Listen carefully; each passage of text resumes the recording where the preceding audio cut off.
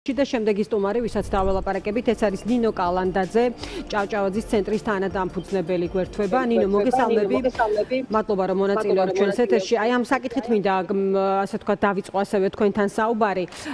რეალურად რა შეფასება და განმარტებებიც მოვისმინეთ ჩვენ სახელმწიფო მინისტრის მხრიდან, ეს რა ტიპის დასკვნის საფუძველი შეიძლება იყოს, როგორ ფიქრობთ, ის ამბობს, რომ ვითარების შეფასება საქართველოში უნდა ითვალისწინებდეს ივანიშვილის და მასთან დაკავშირებული პირების გავლენას საქართველოს პოლიტიკურ ლანდშაფტზე. თქვენთვის რა ტიპის სიგნალად შეიძლება იყოს აღქმული და ასევე სხვისთვის როგორ აღიქმება ეხა არსებული სურათის გათვალისწინებით ეს ვითარება? მოგესალმებით. შეფასებები, რასაც ჩვენ ბოლო პერიოდში მოხშირებულათაც ვისმენთ ჩვენი საერთაშორისო პარტნიორების მხრიდან, საბედნიეროდ არის ისეთივე მკვეთრი, როგორიც ის იყო თვეების უკან, მაშინ, როდესაც საქართველოს თბილისის ქუჩებში მძვინვარებდა პროტესტი და მაშინ, როდესაც ჯერ კიდევ, ვთქვათ, რაღაც კითხვის ნიშნის ქვეშ იდგა, რამდენად მოხდებოდა ყველას მხრიდან ივანიშვილის რეჟიმის დელეგიტიმაცია და მათი არაღიარება და არჩევნების მიუღებლობა იმ ფორმით, როგორიც ის ჩატარდა. ამ განცხადებებით ახლა მხოლოდ მყარდება ის პოზიცია, რომ ჩვენი დასავლელი პარტნიორების პოზიციები საქართველოსთან მიმართებით არ შეცვლილა და არ გადახედილა არც ის საკითხი, რომელიც მოიაზრებდა ივანიშვილის რეჟიმთან რაღაც გადატვირთვის პოლიტიკას, მათთან დიალოგის აღდგენის პოლიტიკას და პოტენციურ რესურსს, რომ დროთა განმავლობაში შესაძლოა ეს დრო სწორედ მათთან მოლაპარაკების სასარგებლოდ გამოყენებულიყო. ფაქტია, რომ ეს ასე არ მოხდა და უფრო მეტიც, მიუხედავად იმისა, რომ შესაძლოა ყოველდღიური პროტესტი იმ მასშტაბის აღარ არის და ყურადღება ასე თუ ისე სხვა საკითხებზეა გადატანილი, მიუხედავად ამისა, დასავლეთის დღის წესრიგში საქართველო კვლავ რჩება არა მხოლოდ ყურადღების ეპიცენტრში, არამედ პოლიტიკური განცხადებების და ასევე იმ საკითხების სამსჯელოდ, რომელიც მოიაზრებს რეჟიმზე უშუალო ზეწოლის განხორციელებას, ანუ აქტიურ ქმედებებსაც მოიაზრებს იმ პირობებშიც კი, როდესაც ივანიშვილი ერთის მხრივ ცდილობს აქტლიანად მოგუდოს თავისუფალი სივრცე, ხოლო დასავლეთთან ცადოს თავისი მესვეურების გზით რაღაცნაირი დიალოგი აღადგინოს. ეს არის ამ გზავნილების დედააზრი, ამაზე მიუთითებს ის რეზოლუციაც, რომელიც ჩვენ ვნახეთ, რომელიც უპირობოდ საუბრობს ახალ საპარლამენტო არჩევნებზე, ანუ გულისხმობს იმას, რომ რეჟიმი ამ არარსებული ლეგიტიმაციით ვერ იქნება სახალხო წარმომადგენელი საერთაშორისო ურთიერთობებში. ეს არის რაც ძალიან მკაფიოდ ითქვა და რაც მათ შორის საქართველოში დემოკრატიული მოძრაობისთვის კარგი საყრდენი უნდა იყოს. კი ბატონო, ნინო, ეს საკითხი რომ ამოვწუროთ, აი აქვე მინდა კითხოთ იმაზე, რომ ეს ბრიტანული მხარე ამბობს შემდეგს, რომ მომავალი სანქციების შესახებ ვარაუდებს არ გამოთქვამენ, რადგან ამან შეიძლება შეამციროს მათი ეფექტურობა.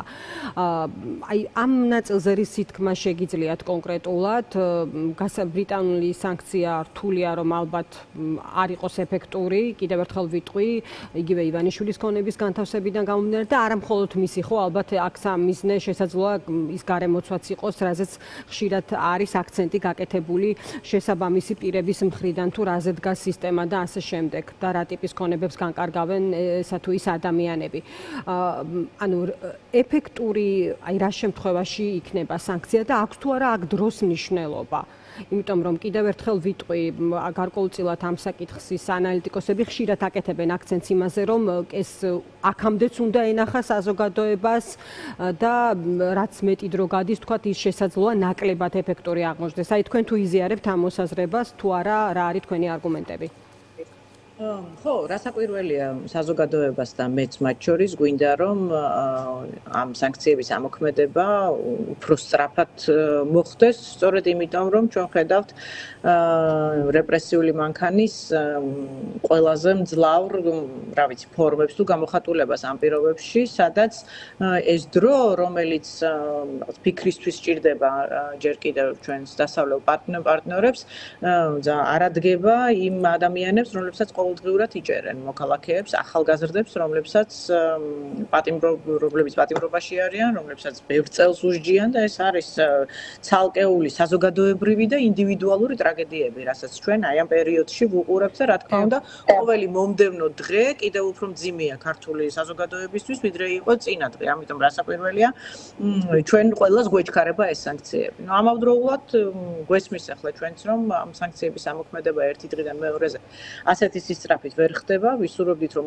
უკეთ მომზადებული ყოფილიყო დასავლეთი მიუხედავად იმისა რომ მათ ამ საფრთხეების თაობაზე ძალიან დიდი ხნის წინ იცოდნენ, მაგრამ ევროკავშირის ფარგლებში ვიცით რა პრობლემებიც არსებობს და აქ საკმაოდ მისასალმებელია ის რომ სადავეებს ხელში იღებს დიდი ბრიტანეთი, რომელსაც არ აქვს ეს ბიუროკრატიული შემგოჭავი მექანიზმები. მას შეუძლია პირდაპირ იმოქმედოს, ინდივიდუალურად იმოქმედოს, მას არ ჭირდება სხვა ქვეყნების ნებართვა ამაში, ამავდროულად ის კონსულტაციებს მართავს დასავლეთ ევროკავშირის წევრ ქვეყნებთან, რომლითაც ჩანს რომ ეს არის საერთო დასავლური პოზიცია ივანიშვილის რეჟიმის წინააღმდეგ და მისამართით და ამავდროულად უნდა გავითვალისწინოთ რომ დიდი ბრიტანეთის სანქციები განსაკუთრებით მტკივნეულია აი ამ კორუმპირებული მანქანისთვის, რომელსაც მეთაურობს ივანიშვილი,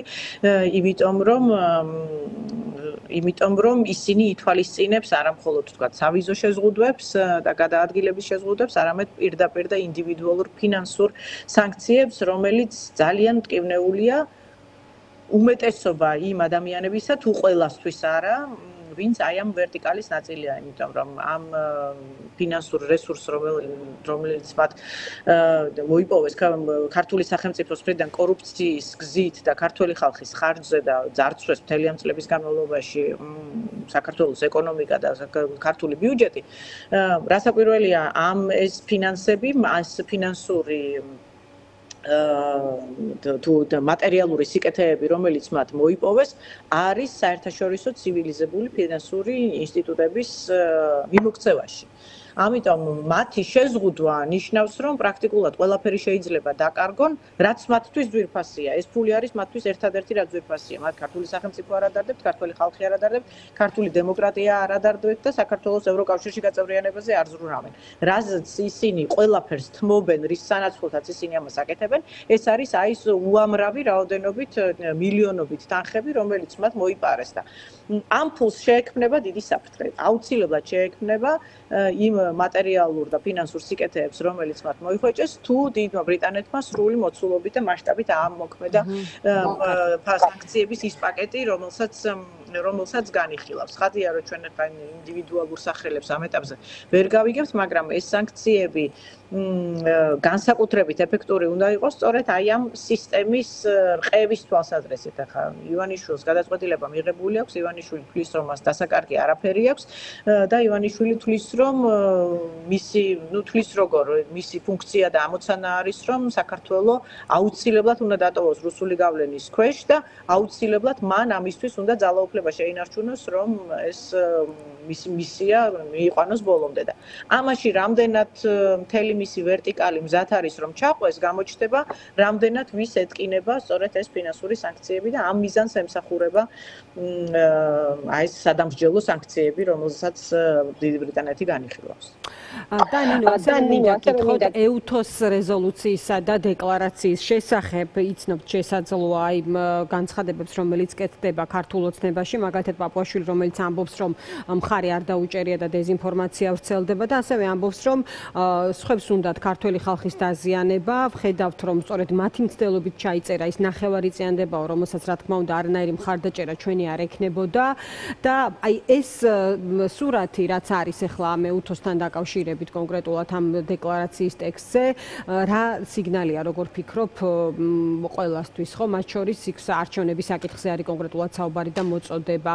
ასევე ლაპარაკია იმასთან დაკავშირებით, რომ რამდენიმე შეუსაბამობით გამოირჩეოდა ეს არჩევნები, ასია შეფასებული ეს საკითხი და არის მოწოდება სწორედ ახალი სამართლიანი არჩევნების ჩატარებისკენ. ასევე სირიის საკითხი, ხო, აფხაზეთის აღიარების თემატიკა. აი რა დასკვნის საფუძველია, როგორ ფიქრობთ, ორივე ყველა განცხადების გაანალიზების პირობებში, ხო? ბრალდების და ოცნების პასუხისაც. ეუთოს განცხადება ორი თვალსაზრისით არის ნიშანდობლივი. პირველი, რომ ის არის ძალიან მკაფიო და არაორაზროვანი, რაც როგორც წესი ეუთოს არ ახასიათებს, ეუთოს სწორედ რომ სტრატეგიული ბუნდოვანება ახასიათებს ხოლმე იმ მიზნით, რომ ორივე მხარემ რაღაცნაირად სათავისოდ შეძლოს სახის შენარჩუნება როგორც წესი, ეს ამ შემთხვევაში არ არის, ეს არის ცალსახად რეჟიმის საწინააღმდეგოდ მიღებული გადაწყვეტილება, სადაც ძალიან მკაფიოდ არის საუბარი იმაზე, რომ საქართველოში არჩევნები არ ჩატარებულა ისე როგორც უნდა ჩატარებულიყო, რომ ამაზე პასუხისმგებელი იყო რეჟიმი, რომელმაც ახლა უნდა ახალი არჩევნები დანიშნოს და ხელახალი არჩევნების გარეშე ის პოლიტიკური დედაქალაქები, რომლებმაც საქართველოსთან ურთიერთობა უნდა წარმართონ ამ დასკვნის საფუძველზე, მათ არ ექნებათ იმის საფუძველი, რომ ამ რეჟიმს როგორც ლეგიტიმურს უყურონ და მასთან იურთიერთონ. ამიტომ ამ თვალსაზრისით ეს არის შინაარსობრივად ძალიან მნიშვნელოვანი დოკუმენტი. ამავდროულად ჩვენ უნდა გავითვალისწინოთ კონტექსტი, რა ორგანიზაციაა ეუთო, ხო? ეუთო არის ორგანიზაცია და საბოლოო ჯამში ერთადერთი ორგანიზაცია, რომელშიც ქართულ ოცნებას ჯერ კიდევ საერთოდ უშვებენ და სადაც საერთოდ მიესრულებათ და რამე ეთქმით. იმ ვითარებაშიც კი და ეუთოს ხშირად შელახვია რეპუტაცია სწორედ იმიტომ, რომ ის ხშირად რუსული გავლენებზე ყოფილა საუბარი, კომპრომიტირებულ დელეგატებზე და ასე შემდეგ. ამ ვითარებაშიც კი ვერ მოხერხდა ვერც რუსული ძალისხმევით და ვერც ივანიშვილის ძალისხმევით, რომ ეს პოზიცია ივანიშვილთან მიმართებით შეცვლილიყო ან შერბილებულიყო. ეხლა ამათ იქ მხარი რას დაუჭირეს, რას არ დაუჭირეს, მე არ ვიცი, მე ესე ვიცოდი, რომ გავრცელდა ინფორმაცია, რომ მათ მხარი დაუჭირეს და მეც გამიკვირდა, იმიტომ რომ უკიდურესად კრიტიკული იყო სწორედ მათი მისამართად.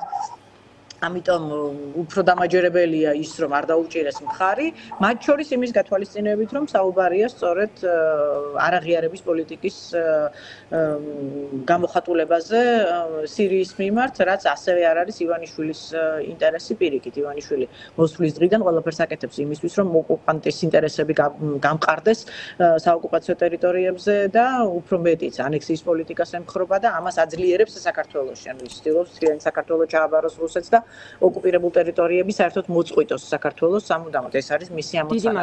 დიდი მადლობა. რატომ დაუჭერდა მხარს, არ ვიცი, მაგრამ ფაქტია, რომ ეუთოს განცხადება ნამდვილად ძალიან სერიოზული განცხადებაა ამ კონტექსტში. მადლობა ნინო, დაგემშვიდობები. ნინო კალანდაძე, ჭავჭავაძის ცენტრის თანადამფუძნებელი საუბრობდა დღის ამბების პირდაპირ ეთერში.